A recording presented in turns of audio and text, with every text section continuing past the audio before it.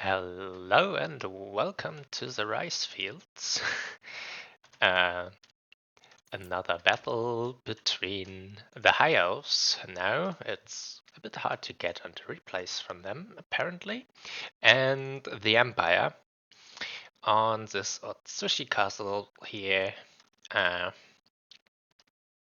and we see both sides trying for a similar approach on their points. Though the Empire line, let's start with talking about this, is very wide.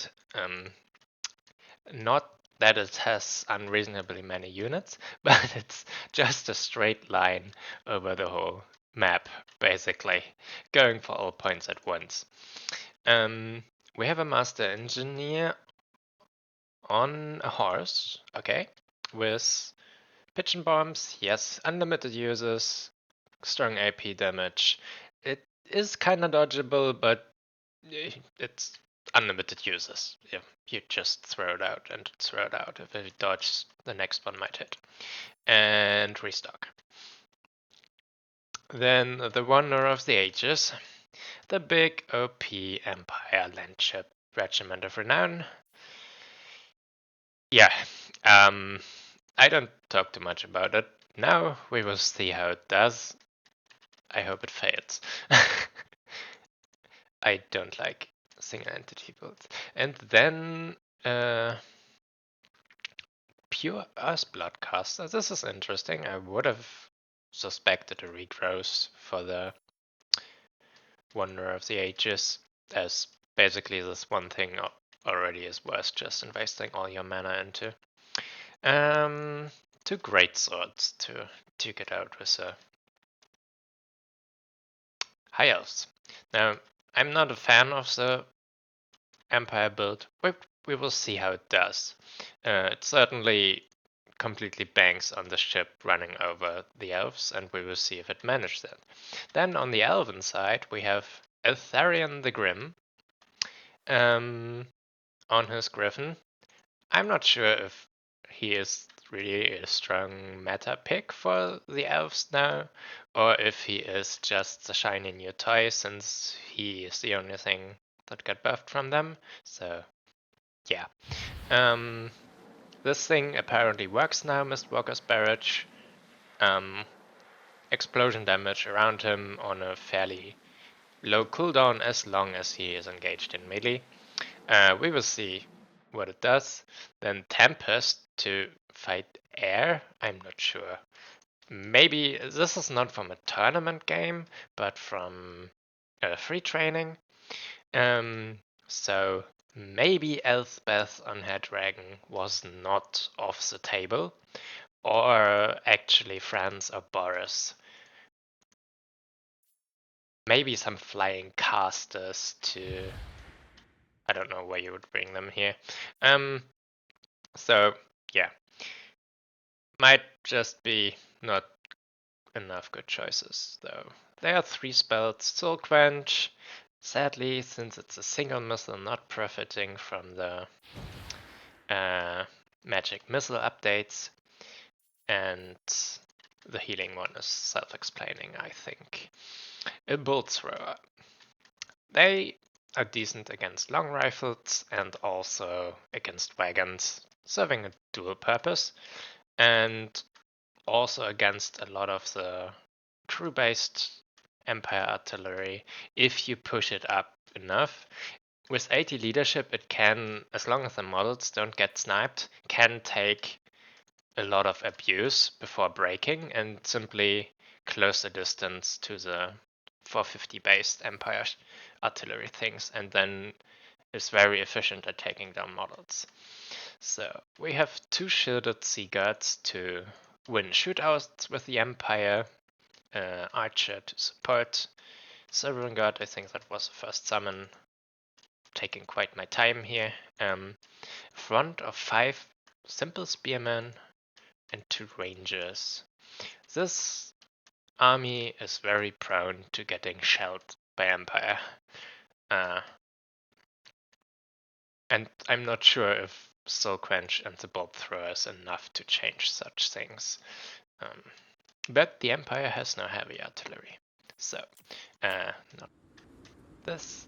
We advance. It's a bit of scouting probably here. You see some elevations, and if there aren't any units around here that can have line of sight, such pockets of the army can often be hidden from the opponent's side. Empire is sitting back quite a bit right now, which is interesting. You can fairly safely approach this point. You see this corner here. If you stand here and have a unit there or a single entity there, they can fairly safely capture this point without being shot in any manner. So there isn't really a reason to not advance as far. And this point here should also be taken as soon as possible. But we see the Empire now moving out. I believe that was a soul quench down the sideline of a greatsword. Honestly, not too bad value, but now he got the Empire response, and with that, that wasn't a good value trade. This thing got 500 value. Yep, not at all a good trade. The mortars on the land ship, shooting the no one really daring to take this point. I guess the bolt thrower has overwatch over it, so the land ship might not want. I guess it is willing to attack. To also make use of the rest of its guns. If you're just having it sit around, it's probably not a worthwhile trade. That was actually a rather pitiful volley of the bolt thrower. Like really. Ah, we have a second one. And even if it's pitiful, now things are getting a bit in danger maybe for it. Like, it's not doing enough to justify just taking this damage. Almost capturing the point, but you only need to be on the very far corner here between the trees or something and the captain. Do they actually get it before the elves get on? No. They have 6 capture weight though with those 2 entities, so they could have out-captured the single spearman, and they should have taken this point completely. Now all the commitment and free damage that they took is wasted. They only needed a few more seconds to seal the deal here. Now they give it to the elves for, yeah, well, not free, but yeah. Empire further reinforcing their lines, going apparently for a big rush, which is interesting. Rush. They have so much more units than the elves. Units that can swarm around, and if the Seaguards and things get just involved in combat, they don't do well. And the greatswords will kill the spearman frontline very alright. So yeah, with no real artillery, I can super understand that the Empire doesn't want to go for an extended shootout period against the bolt throwers. War Lions, yes, that's the counter to the greatsword. They are large, so don't get the anti-infantry, and they all are anti-infantry and also have good charge bonus. You need to really be careful with your greatswords against them. Still a lot of supplies on both sides. I wonder what the Empire has. Ah, we can see it. It's just knights. Okay. Just let it tick up a bit more to not show your hand. Usually it is good to get your supplies out as soon as possible and summon the units so that they arrive at the field first. But if you do this calm posturing, it is often good to delay summoning them for as long as possible so that they don't arrive delayed on the battlefield. But you also don't show what you have to your opponent and gives them that way the chance to summon the correct counters. And now we have this huge tide coming in here. The Stalin's Revenge got a bit forgotten. You should have them here. Their shooting is so strong. They should be round. The ship taking a lot of damage, but also doing a lot of disrupting and having this counters here summoned in response. Though, yeah, the bolt throwers are starting to do some work. Can't really complain about that right now. The ship is certainly a good target for them. And this is a point where I think the Empire player should have had regrowth, or at least start spamming healing, but the wizard got a bit forgotten behind there. Don't forget your mages. But huge swarming and the greatswords can, with a bit of explosion support, really overwhelm the... What was that? Oh, that was a Mistwalker barrage? Was it? I think its value is not shown on the unit card. It might have been the Mistwalker barrage. If yes, that was a really good. Then I can understand why Atharian is a good pick. Can you see it? It's on cooldown? Recharges, yes. So I guess it was it. That's... No! Oh! I didn't notice. This thing. Yeah, that's a huge blunder. That's a huge blunder, and all that because the mage is on the other side of the map. And then it exploded on theirs. It has an explosion on theirs, which is usually fairly irrelevant because it doesn't die. But at this point, it apparently was right in the middle of their own units and took their lives. Yeah, that was a bit pitiful. Actually, I believe more friendly fire on the Silk Ranch. But the high elf lines are further and further in the process of collapsing. Even the bolt thrower now on hard danger. The question is, can Empire maintain its momentum? We had a pigeon bombs hitting here. I think this was, I've seen the indicator. Mistwalker Birch. Okay, that's far more reasonable. What was it? Maybe 150 value on them and 25 value on them. So, yeah, if you have expensive targets around, like great swords, I guess very usable now. I don't know what's its price though. Empire, with their swarming, holding a solid triple cap right now. For Sterlin's Revenge, first got forgotten after shooting Atharian gloriously in the beginning and now getting munched by cats. Yeah. Demis to take out the Silver Helms. Interesting. Somehow, whenever I use Demis against High Elves, they kinda got me in very odd positions and then surrounds on them and they died quickly. Since they are so expensive that the other side simply has a few units open to counter them.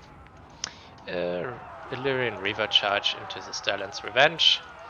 If they are in guard mode and facing in the right direction, so being braced, they can take quite a while of that, and you see here this fight now in standing is actually fairly even. Still, no real advance on the points from the higher side. We have this blob here. Yeah, that's what is what I was talking about with my experience of demi-griffins in this matchup. Exactly this. uh, is that apotheosis? Okay. Didn't know the spell effect of it. And yeah, here is what the Empire should have been afraid of. The push has come to an end, and now it's getting completely reversed. They have enough points to 100% force the Elves into a triple cap situation. So Empire is, even though their army losses are quite hard, and they're definitely inferior right now, they only have to defend a single position. And that is advantageous.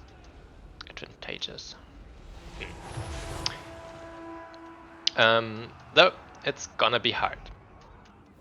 Certainly it's gonna be hard. Sterling's Revenge finally lost, but almost took the cavalry unit with them.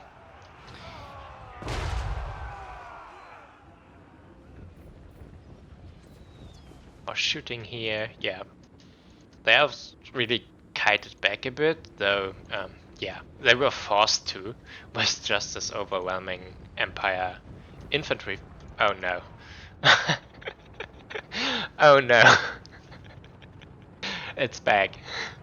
It did 1300 value in its first life. Okay. Now, Terra and the Elves don't really have any counters on the field against it anymore. Where's the Empire caster? Is he still alive? Here. He's still alive. And with just Earthblood, I think 13 minutes in, he should also have some wins left. So, don't let it die again.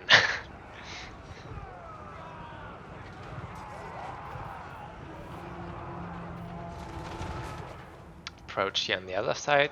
Rangers are super squishy against getting charged and also shot and exploded. They're just low HP, but if they are just getting in a fight against spearmen, they will do good. Yeah, the ship not being able to prevent the capture rate on this point, of course. And wow, I'm not sure if that was the right call or if you just spent this 2k resources just in bringing 6 state troopers to defend this point. I guess it's a bit... No, it's not faster since you could start summoning the first ones a few minutes earlier and not having to wait for the resources. Could make some sneaky attempt with them for this side, but Elves send something to garrison. Understandable. And now we have 30 seconds left. And the Empire capture rate is not looking good. And Terra, a lot of them, High Elves are high leadership units, and a lot of them are fairly healthy, so the Terra from the ship is not as impactful. We have 10 seconds left. Oh, that's gonna be close.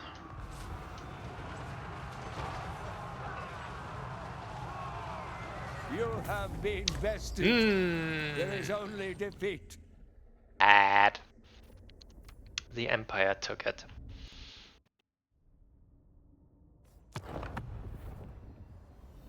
Yeah. The Master Engineer running around with his, riding around with a grenade launcher, actually, and pigeon bombs, actually doing a lot of work. I don't know what he restocked. There wasn't really anything to restock, I have to say. The Sterling's Revenge didn't live long enough. He might have just restocked himself with a grenade launcher. That could explain the value he has. The ship on 2 lives get almost 1,000 value on the second life in this rather short duration. So if the Empire didn't leave a die in the first round, you might see the thing on 5k value.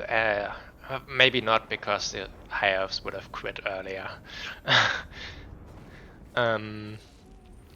So yeah, massive blunder there.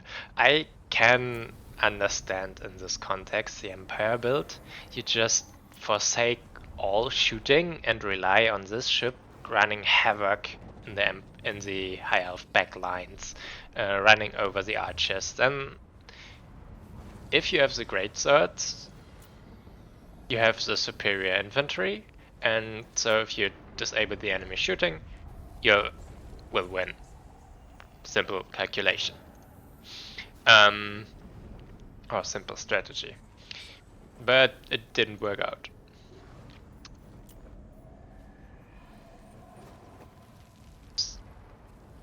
Oh yeah, I don't know how often they got summoned. This one looks like it got double summoned.